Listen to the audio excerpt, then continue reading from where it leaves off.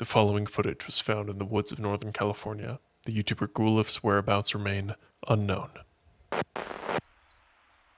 What happened to found footage?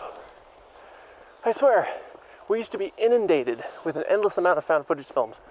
But in the last decade, this very easily accessible filmmaking trend has kind of fallen to the wayside. So I'm here with my wife, Bay, looking around our local haunted forest to find an answer to the burning question that is on my mind, and hopefully now on your minds. What happened to found footage? Let's find out. Found footage, or more specifically, found footage horror, is such an interesting subgenre of films and storytelling in general. They are a unique way to tell stories that feel and still feel very new and exciting. Found footage holds such a tangible quality that can really make these movies feel like this footage was actually found somewhere. Well, these stories can really be elevated by their found footage status. More often than not, I and audiences alike can really end up hating them, and there's more than a few reasons for that. Found footage is something that has to justify its own existence every single step of the way, which is an incredibly difficult thing to do. But if you succeed at doing so, you can create something special that will stand the test of time. It is a subgenre that is becoming increasingly easier to justify with each passing year.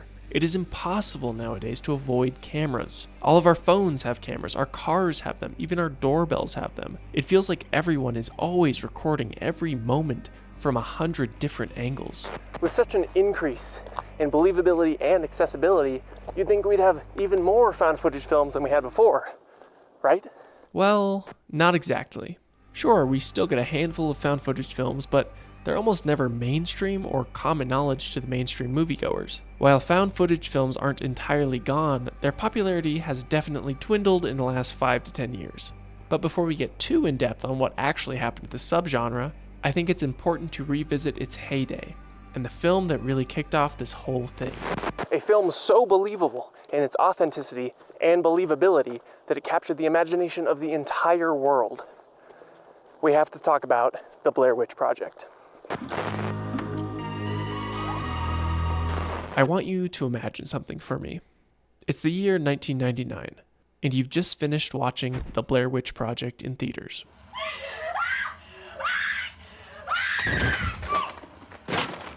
And once it ends, everyone is thinking the same thing. Is that it? But the second most important question people were asking themselves was that real?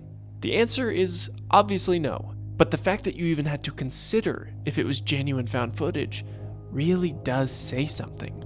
Ever since its release into theaters in the year of our Lord, 1999, found footage films, and more specifically, found footage horror films, started coming out left and right.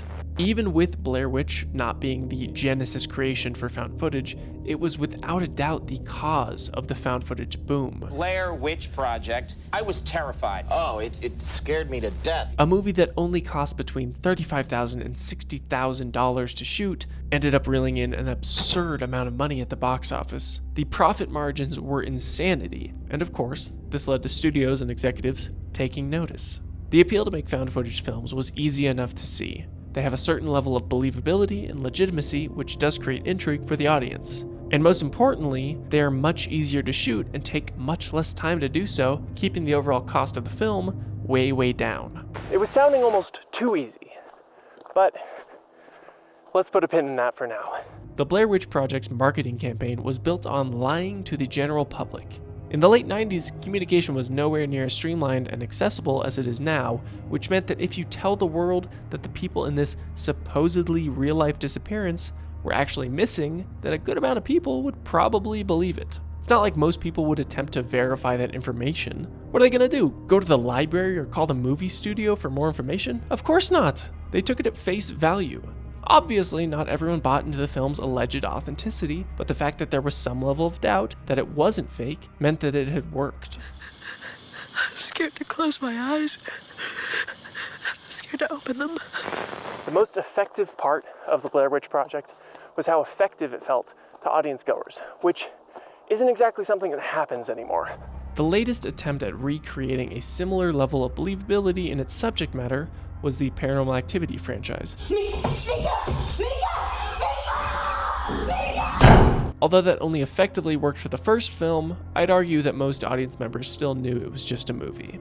The Blair Witch Project tells the story of 3 friends making a documentary about the folk legend of the Blair Witch in Burkittsville, Maryland.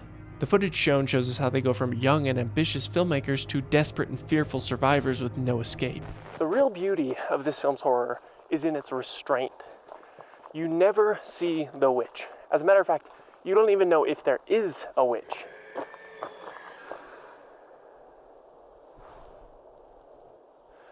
It's fine. It's probably just someone's cat. Sure, we see some spooky stick figures and we hear strange noises in the woods, but none of that proves supernatural intent. And that is what makes the movie so scary to me. Not that there's a witch chasing them through the woods, it's that we don't know what is happening at all. There might be a witch, or there might be something else. The biggest fear that is universally shared between us all is that of the unknown, and the Blair Witch Project captures that sense of dread perfectly. There's such an intense sense of dread looming over the characters' heads from the instant we see them leaving their car in the distance. You know they're not getting out of here, and at a certain point, they realize that too. But that doesn't really prevent them from being scared shitless. Oh my god, what the fuck is that? What the fuck is that? The Blair Witch Project was the catalyst of this subgenre. It was the opening of Pandora's box, if you will. It led to many great found footage movies. But on the flip side, it also led to an even greater amount of terrible found footage movies. In a way, the found footage subgenre is a double-sided coin. On one hand, it allows you to tell very believable and grounded stories if done right, while maintaining a low budget. But the unfortunate opposite side of the coin is that in its incredible accessibility to tell a story, it gave so many people the go-ahead to make cheap and rushed found footage slop. The Blair Witch Project at surface level seems like a movie that'd be easy to make, but the truth is that it's difficult to make a believable found footage story. It has to justify its own logic. That was the real misunderstanding. On surface level, it looked like an incredibly easy thing to accomplish, but pretty soon people realized it's incredibly difficult to tell a logical and successful found footage story. There was an endless onslaught of terrible, bargain bin found footage horror films that came out in the wake of the Blair Witch Project's immense success and cultural zeitgeist, which definitely did damage the overall view of the subgenre. Movies like The Gallows, Megan is Missing, and Unfriended definitely left a bad taste in audiences' mouths. Found footage was no longer viewed as a cool way to tell a story that felt realer than ever. They were now just seen as lazy movies cashing in on a popular trend, which is really unfortunate. Of course, there were some lazy films that did chase the trend, but the fact that it warped the overall perception of the subgenre does sadden me. One question that all found footage films have to address, and a question that many fail to answer in a satisfying way, is why are you still filming? If a character is in a life-threatening situation and they are about to be killed or worse, why the hell are you still lugging around that camera? Some found footage films are able to answer this question, but it's not all that easy to answer. In the Spanish found footage horror film Wreck, the main characters are a reporter and cameraman who are trapped in a quarantined hotel that has been infiltrated by an unknown illness that causes some very zombie-like behavior. There are some very good reasons that they are continuing to record the entire traumatic event. First of all, these characters are in this location to tell the truth about what's happening. They're here to achieve some hard-hitting journalism, and they need this footage. The same goes for the Blair Witch Project. Heather, Josh, and Mike are student filmmakers here to make a documentary about the Blair Witch, so they keep recording for the documentary that they never end up making. The other major reason to justify a character's continuous use of their camera is for its tactile nature. There are multiple moments in Wreck when characters can't see anything, and the only light they have to go off of is coming from the camera. Or the cameras have a night vision feature that the characters have to utilize, leading to some incredibly effective scares. Well, I lost track of Bay, but I'm assuming she's just clearing her head, so we mush on. One of the easiest and most effective ways to justify your found footage film is to just make the entire thing a mockumentary. Lake Mungo, a 2008 horror film shot in the documentary style, follows a family in the aftermath of their daughter's death by drowning at Lake Mungo. While still grieving, the son of the family begins to take photographs and videos that clearly show his sister's ghost is haunting them. The footage that there was an image of Alice. Obviously, there's a bit more to the story than that, but the use of its format is why it stands out to myself and many others as a successful use of the mockumentary style. I'm actually convinced that I could show this movie to the right person without telling them it's fake and have them believe in its authenticity. Why are you still filming is one of the most difficult aspects of found footage filmmaking to answer, but if you can successfully do so, it prevents your film from being one of the other 100,000 other found footage films that are dumped on the depths of Netflix and Shudder. While the go-to genre for found footage is horror, it isn't the only genre that these stories can be told in. Cloverfield, directed by Matt Reeves of the Batman fame, puts us at ground zero in New York City during first contact with a giant monster.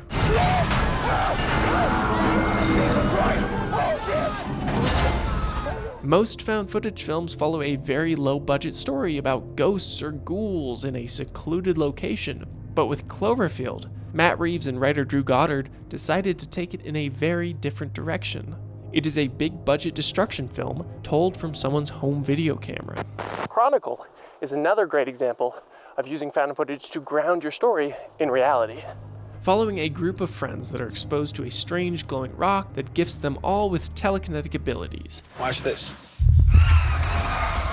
Dude, holy crap! The characters begin to document themselves learning and improving their abilities until, of course, things take a turn when one of the friends is an absolute maniac who likes to torture bugs and be a real big creep. Both Chronicle and Cloverfield use found footage filmmaking to ground these larger-than-life concepts in what I think is an incredibly successful implementation. After the Blair Witch boom in the early 2000s that caused an influx of found footage horror, which evolved for the next 10 to 15 years with films like Paranormal Activity, Lake Mungo, Chronicle, Cloverfield, Wreck, Grave Encounters, As Above, So Below, and many, many more, it seems to me that there just isn't as much of it around anymore. Sure, you'll occasionally get a new found footage film every now and then, or maybe even a portion of the movie will be told in the found footage style.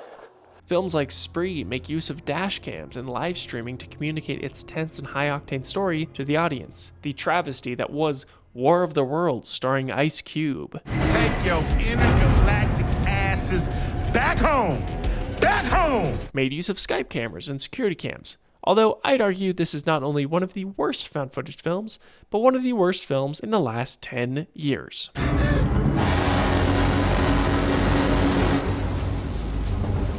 The most recent film I can remember that utilizes found footage is from fellow YouTuber Chris Stuckman's film Shelby Oaks. It takes the Lake Mungo approach in the first 20 minutes and uses it to set up the narrative hook.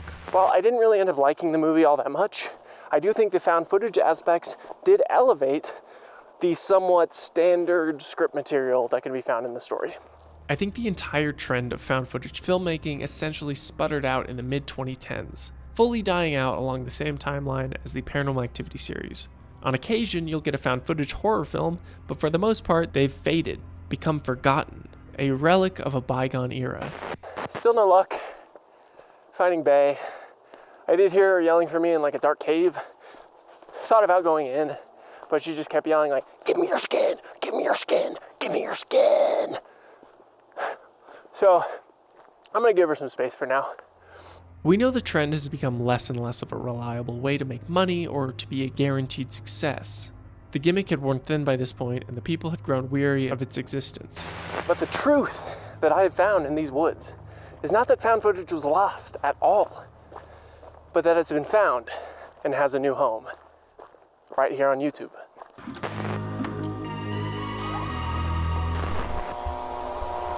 Hello?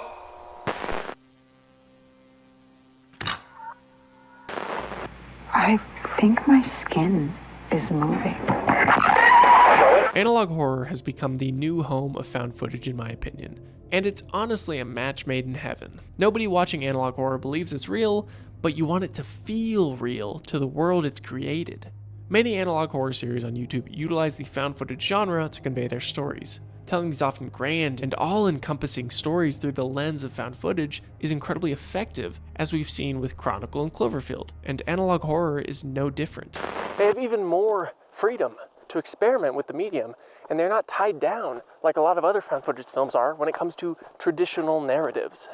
Projects like Local 58, Greylock, and the Mandela Catalog are these large and expansive narratives spanning multiple characters and time periods. Oftentimes, they use multiple different variations of found footage, such as security cameras, audio files, news broadcasts, and of course, the ever-reliable, a guy walks around the forest with a camera.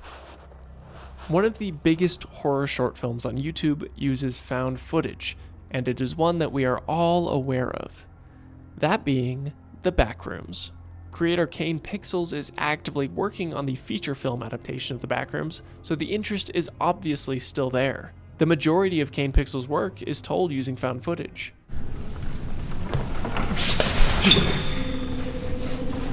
The fact that one of the most widely known pieces of art in recent memory was told using the found footage format shows you that this medium is not dead, just that it's evolved. So while yes, found footage has somewhat faded from the mainstream film industry, it has found a new place to call home, and it's thriving in this newfound community. There's one standout in the found footage film genre, an aberration, you could say. One that kicked off with the initial wave of found footage films, died for a bit, and then came back stronger than ever. That being the VHS series. It's an excellent premise for a found footage horror series. Each VHS film is an anthology of about 5 films from different directors that get to tell their own unique story using the medium. This franchise started out during the tail end of the found footage boom around 2012, and then died out after the third movie failed critically and financially in 2014. But the interesting thing was that the series went on a hiatus for 7 years. Interest in found footage had all but died out in the mainstream, but then, out of nowhere, they made a miraculous return in VHS 94. And since its release, they have put out an additional 4 VHS films proving that there is still an audience and plenty of juice left in this genre.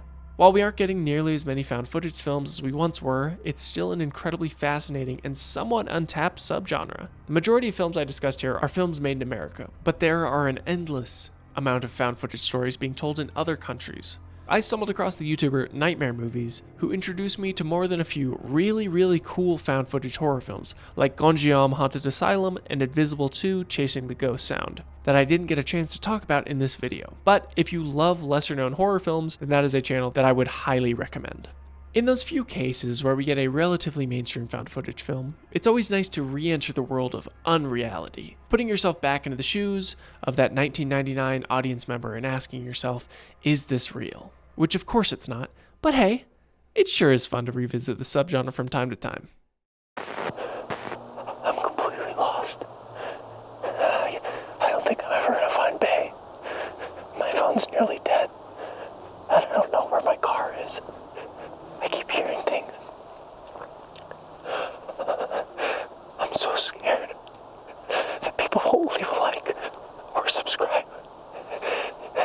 Please consider sharing this video with your grandma if she likes found footage films. And make sure to tell me in the comments down below, what are some of your favorite found footage horror films?